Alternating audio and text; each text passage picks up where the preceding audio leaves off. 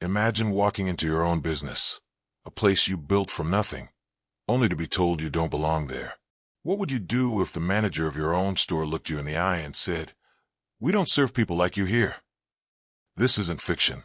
This is what happened to Amara Johnson when she walked into Luxe Diamonds and fine jewelry, the multimillion-dollar empire she built over 15 years. What happened next would expose the ugly truth about racial profiling in America and prove that success doesn't shield you from systemic racism. But before we dive into this incredible story, take a second to hit that like button, share this video with someone who needs to hear it, and subscribe to support this channel. Your engagement helps us continue telling these important stories that mainstream media often ignores. The events that unfolded in those 7 minutes would change everything, not just for Amara, but for everyone who witnessed what true accountability looks like when power meets prejudice. Amara Johnson grew up in the South Side of Chicago projects. Her single mother worked 3 jobs just to keep the lights on, cleaning offices at night, grocery store during the day, and selling homemade jewelry on weekends.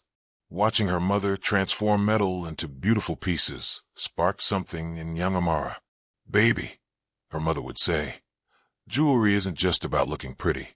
It's about making people feel special, marking their most important moments." Those words would echo in Amara's mind for decades. Teachers told her to be realistic about her dreams. Guidance counselors steered her toward vocational tracks. The message was clear. Girls like her weren't meant for boardrooms. But Amara had inherited something more valuable than money from her mother, an unbreakable spirit. At 18, she took her life savings, $3,247, and enrolled in the Gemological Institute of America. For 2 years, she lived on ramen noodles and slept on friends' couches, pouring everything into understanding precious stones and metals. But even as she excelled academically, the real world kept reminding her of her place. During internships at high-end jewelry stores, customers would hesitate to let her handle expensive pieces. Their discomfort was palpable when this young black woman demonstrated knowledge that surpassed their expectations. "I got tired of proving myself over and over again," Amara later reflected. "I realized that no matter how qualified I became, I would always be fighting an uphill battle in someone else's store. That's when I decided to build my own mountain." In 2008, with nothing but determination and a $15,000 small business loan that took 18 months to secure, Amara opened her first location, a tiny 400-square-foot shop in a strip mall. She called it Luxe Diamonds and Fine Jewelry. The early years were brutal. Banks wouldn't extend credit. Suppliers demanded payment up front. Insurance companies quoted rates 3 times higher than industry standards.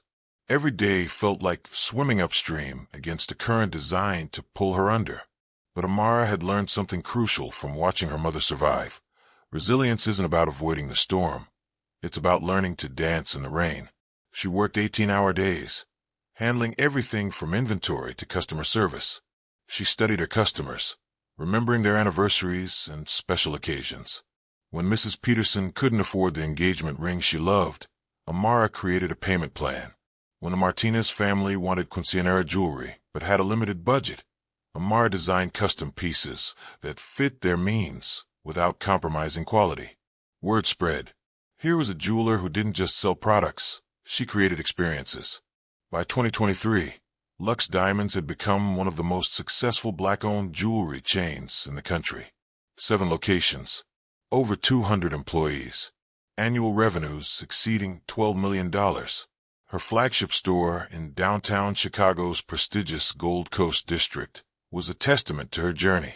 The 5,000-square-foot showroom featured Italian marble floors, hand-blown glass display cases, and served celebrities, politicians, and Chicago's elite. But all that success was about to be tested in the most humiliating way possible. March 14, 2023. Amara received a call from Mrs. Eleanor Williams, one of her very first customers from 2008. Mrs. Williams had commissioned a custom pendant featuring her late husband's wedding ring diamond, combined with emeralds representing their 5 grandchildren's birthstones. "Ms. Amara," Mrs. Williams said, "I know I'm being impatient, but I just can't wait to see Harold's ring transformed into something beautiful again." Amara smiled, remembering how Mrs. Williams had supported her business for 15 years. "Of course, Mrs. Williams. I'll head down to the showroom right now." What Amara didn't know was that her store manager, Bradley Hutchinson, had been implementing new security protocols during her absence. Bradley was a 34-year-old white man hired 3 months earlier with an MBA from Northwestern and glowing references. What those references didn't mention was Bradley's growing resentment toward what he privately called diversity hires, and his belief that affirmative action gave unqualified people opportunities they didn't deserve. In his mind, Amara's success was an anomaly, a result of playing the race card rather than genuine business skill. Since taking over as manager, Bradley had made subtle changes. ID requirements for viewing items over $5,000. Instructions for staff to maintain heightened awareness of customers who didn't fit their typical clientele profile. Most disturbingly, he'd begun scheduling fewer black employees during peak hours, claiming it was about optimizing customer comfort levels. As Amara stepped off the elevator and walked toward her own store, she was dressed casually: dark jeans, black cashmere sweater, comfortable flats. Her hair pulled back in a simple ponytail. To most people, she looked like what she was, a successful professional woman. But to Bradley Hutchinson, who had never seen the store's actual owner in person, she looked like trouble. The moment Amara walked through the front door, she felt it, that familiar shift in atmosphere. Conversations quieted. Eyes tracked her movement. The security guard immediately straightened and began following her. She approached the main counter where 2 of her employees, Jasmine and Marcus, were working. "Good afternoon," Amara said warmly. "I'm here to check on the Williams custom piece. Is it ready for viewing?" Jasmine's face lit up with recognition, but before she could respond, Bradley appeared from the back office. He'd been watching the security cameras and saw what he perceived as a suspicious customer asking about "Excuse me," Bradley said, his voice carrying authority that immediately put Amara on alert. "Can I help you with something?" There was something in his demeanor, subtle aggression masked as professionalism, that made Amara's stomach tighten. "Yes, I'm here about the Williams custom pendant. I spoke with Mrs. Williams earlier." Bradley's eyes narrowed. In his experience, people who couldn't afford expensive jewelry often tried to gain access by name-dropping existing customers. "And you are?" The question hung in the air like a challenge. Jasmine and Marcus exchanged uncomfortable glances, both recognizing their boss, but uncertain how to navigate the tension. "I'm Amara Johnson," she replied evenly, extending her hand. Bradley didn't take it. The name meant nothing to him. He'd never bothered learning the owner's first name, assuming she was probably some rich white woman who'd inherited the business. "Right," he said dismissively. "Our custom pieces are only shown to the commissioning client or their designated representative. Do you have documentation proving you're authorized to view Mrs. Williams' order?" Amara felt heat rise in her chest. In 15 years of business, no one had ever asked her to prove authorization to view work in her own store. "I don't think you understand." "Ma'am," Bradley interrupted, his voice growing firmer. "I understand perfectly. This is a high-end establishment, and we have strict policies. If you're not the client or authorized representative, I'm going to have to ask you to leave." Other customers stopped pretending to browse and openly stared. Marcus looked like he wanted to disappear, while Jasmine appeared to be gathering courage to speak. "Bradley," Jasmine began tentatively, "this is—" "Jasmine," Bradley cut her off sharply. "Please return to your duties. I'm handling this situation." Amara watched with growing disbelief. This man, this employee she'd approved hiring, was not only refusing to acknowledge her identity but actively silencing her own staff from confirming it. "Sir," Amara said, her voice controlled but gaining an edge, "I think there's been a misunderstanding. If you could just check with your corporate office." "Ma'am, I don't need to check with anyone," Bradley replied, chest puffing out. "I'm the manager of this store, and I make the decisions about who gets access to our inventory. Now, I've asked you politely to leave. Don't make this more difficult than it needs to be. Marcus stepped forward, unable to remain silent.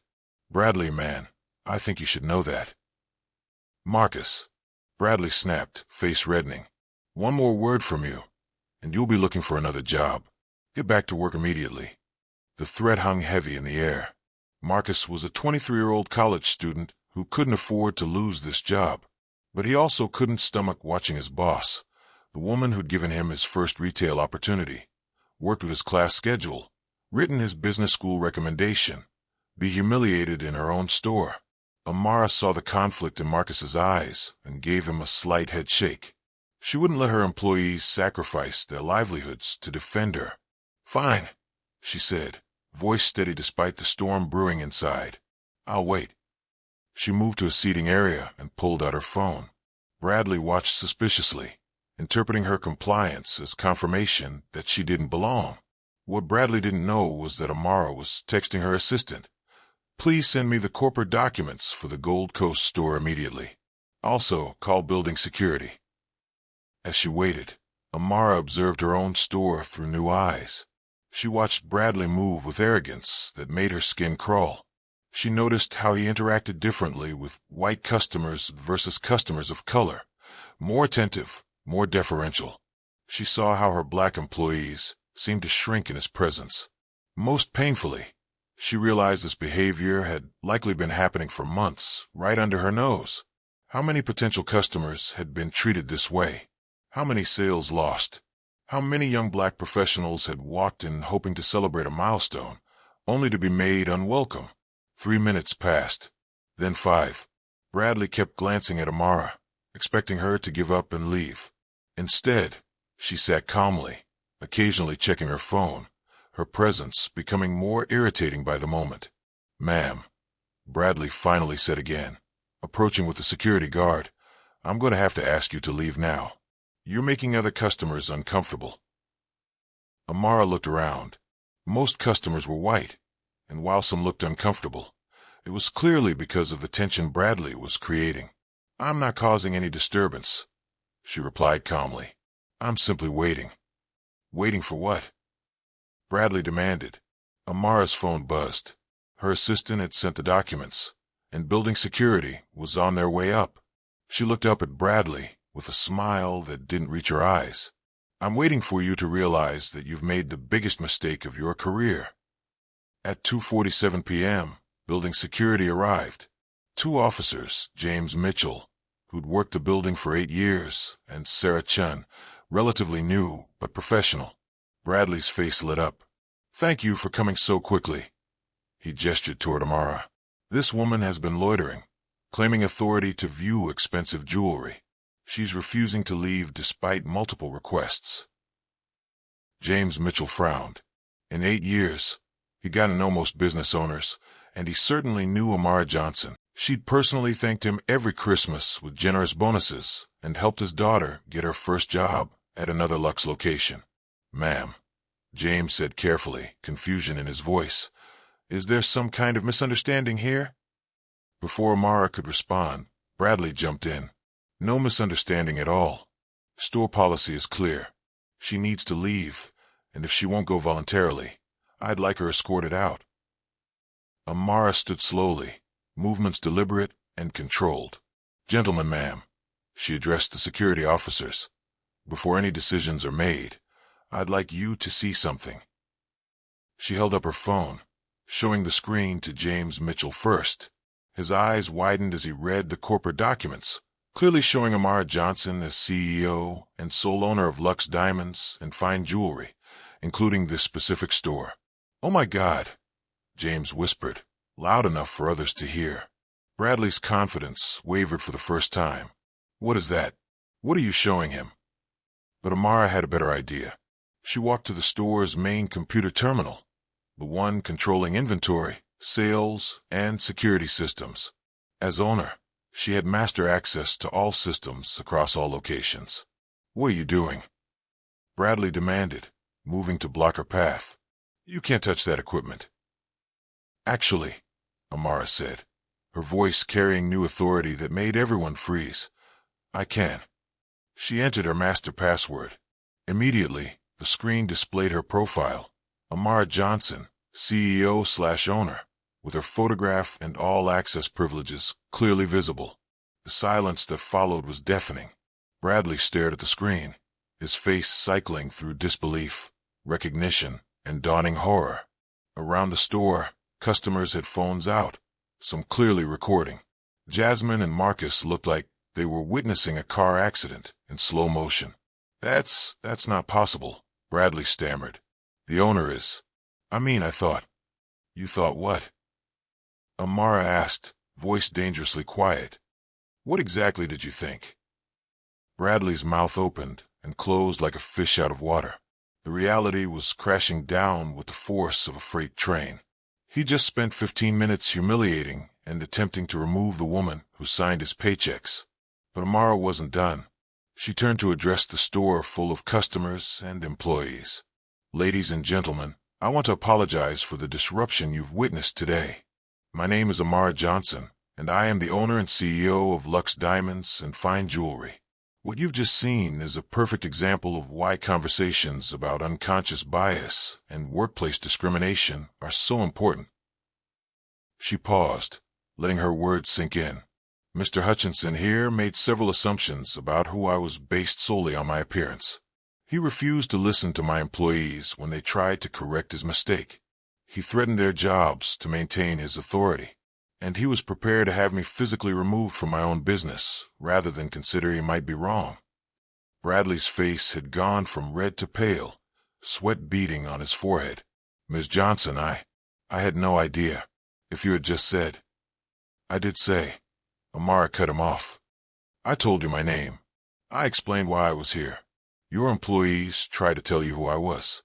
But you were so convinced I didn't belong that you refused to hear any information contradicting your assumptions. She turned to the security officers. Thank you both for responding quickly. Your professionalism is always appreciated. However, your services won't be needed for the removal you were called for. Now she addressed her employees directly. Jasmine, Marcus, I want to commend you both for attempting to speak up in a difficult situation. I also want to apologize that you were put in a position where you had to choose between keeping your jobs and doing what was right. That should never happen in any workplace, and it will never happen in mine again. She walked back to where Bradley stood, still frozen in shock. Mr. Hutchinson, in the 3 months you've managed this store, have you implemented any new policies or procedures? Bradley swallowed hard. Yes, ma'am. Some security enhancements and customer service protocols. Such as, the store was pin-drop quiet, ID requirements for viewing high-value items, enhanced customer monitoring, staff scheduling optimizations. His voice trailed off as he realized how these policies sounded when spoken aloud, and who exactly were these policies designed to monitor more closely. Amara asked. Bradley couldn't answer.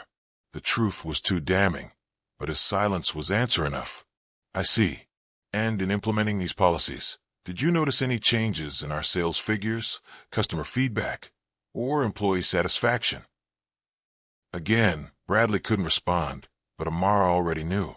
Her quarterly reports had shown a concerning dip in the Gold Coast location's performance, along with upticks in customer complaints and employee turnover requests. Mr. Hutchinson, Amara said, her voice carrying authority and disappointment, discrimination isn't just morally wrong. It's bad for business. When you make people feel unwelcome, they don't spend money. When you create hostile work environments, good employees leave. When you let biases guide business decisions, you lose customers, revenue, and respect. She paused, looking around at the faces, watching this unprecedented scene. But more than that, what you did today wasn't just about me. Every black customer who has walked into the store over the past 3 months has potentially been subjected to the same assumptions, the same suspicious monitoring, the same unwelcoming atmosphere. You didn't just disrespect me. You disrespected every person of color who chose to support this business. The moment everyone sensed was coming had arrived, but Bradley still seemed to hope he could salvage the situation. Ms. Johnson, he began, voice shaking. I know this looks bad, But if you'll give me a chance to explain. Explain what? Amara interrupted, voice sharp as cut crystal. Explain how you've spent 3 months turning my store into a place where people like me aren't welcome. Explain how you've been scheduling my black employees during slower periods to make customers more comfortable. Explain how you've implemented policies that disproportionately target customers of color. Bradley's face went ashen. He hadn't realized she knew about the scheduling changes or connected his security protocols to discriminatory practices. Amara's voice rose with controlled fury. Do you think I built this business by accident, Mr. Hutchinson? Do you think I stumbled into owning 7 stores and employing over 200 people? Do you think Forbes and Black Enterprise featured me because of affirmative action? The customers watched in rapt attention, several still recording. I have an MBA from the Kellogg School of Management. I'm a certified gemologist. I've been in this industry for 15 years. I've built this company from a single $15,000 loan to a multi-million-dollar enterprise. And yet, the moment I walked into my own store, you saw a black woman and decided I was a threat. She walked to the main display case. This case holds over $300,000 in inventory.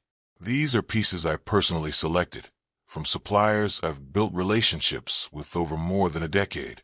That pendant you were so concerned about protecting?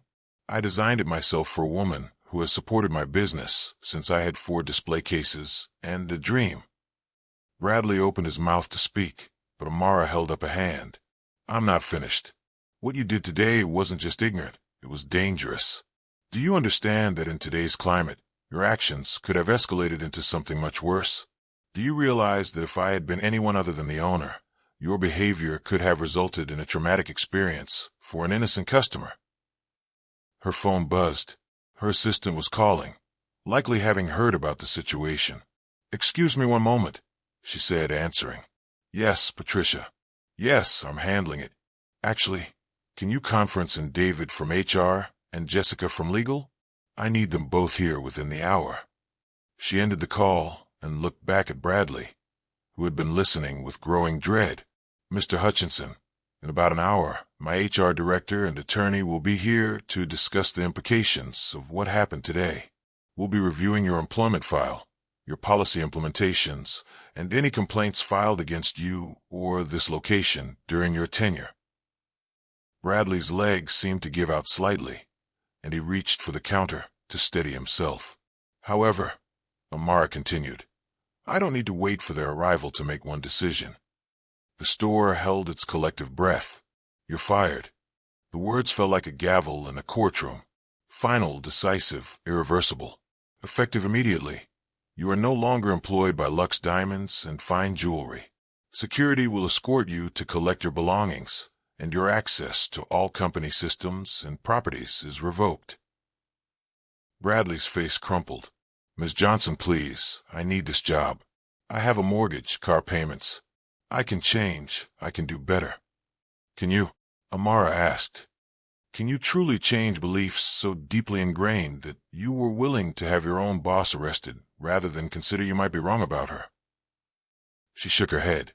Mr. Hutchinson, the time for learning and growing was during the hiring process, during training, during your first week, your first month. The time for change was when you decided to implement discriminatory policies. The time for reflection was when my employees tried to correct your mistake. You had dozens of opportunities to be better, and you chose not to take them. James Mitchell stepped forward. Ma'am, I can escort him upstairs to collect his things. Thank you, James. Please make sure he's off the property within 30 minutes.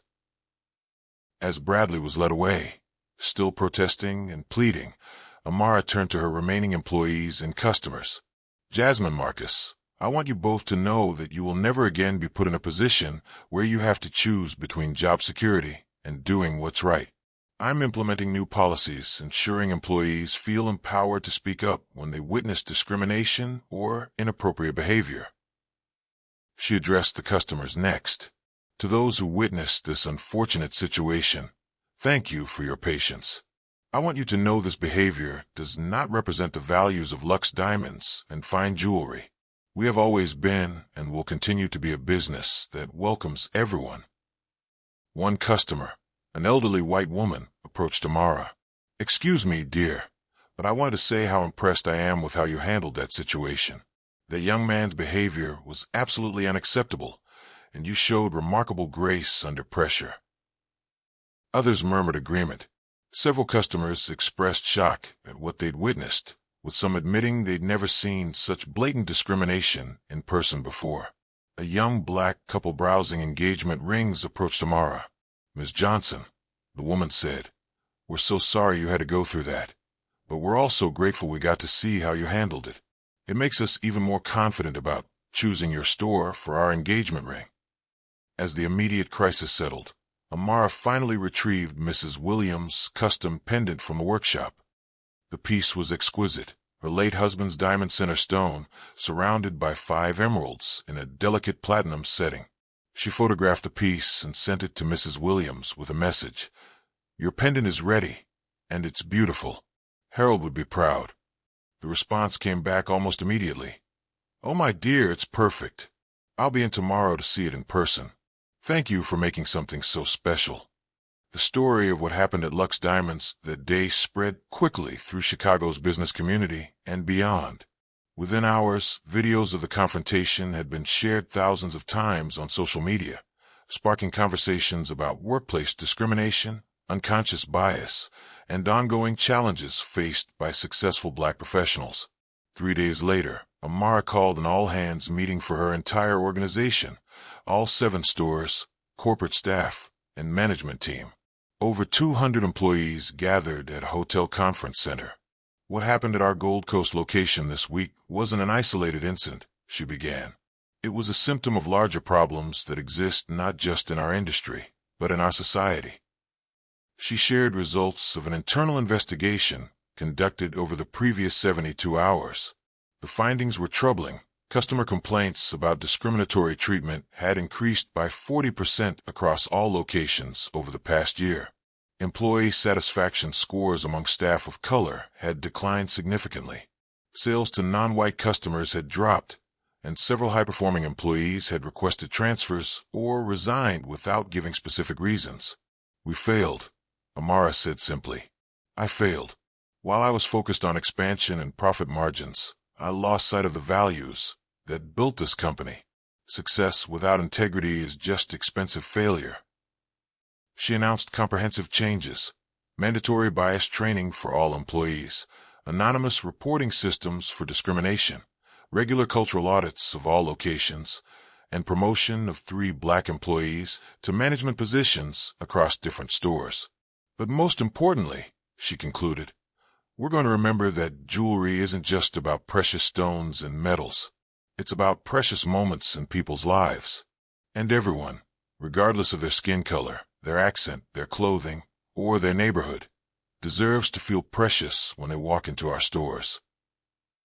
6 months later, Bradley Hutchinson's discriminatory policies had been completely dismantled. Employee satisfaction scores reached all-time highs. Customer complaints dropped to near zero. Sales increased by 30% across all locations, with particularly strong growth in diverse communities. Mrs. Williams became one of Amara's most vocal supporters, telling everyone who would listen about the beautiful pendant and the even more beautiful way the company was run. The engagement ring couple became customers for life, eventually commissioning wedding bands, anniversary gifts, and pieces for their own children. As for Amara, she learned that success isn't just about building a business. It's about building a legacy. And sometimes, the most powerful thing you can do is stand up in your own space and refuse to be made small by someone else's limitations.